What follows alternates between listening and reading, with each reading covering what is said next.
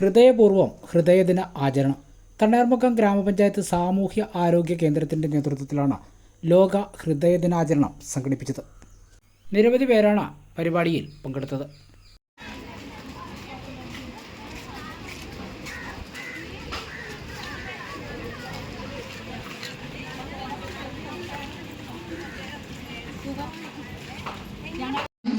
Okay, കുഴപ്പമൊന്നുമില്ല sir, എപ്പോൾ വേണമെന്ന് പറഞ്ഞാൽ അത് അന്നേരം വിട്ടേക്കാം. അപ്പോൾ നിങ്ങളെ ഓരോരുത്തർക്കും സാമൂഹ്യ ആരോഗ്യത്തിൻ്റെ പേരിലും നമ്മുടെ തണ്ണീർമുക്കം പഞ്ചായത്തിൻ്റെ പേരിലും സ്വാഗതാശംസിക്കുക.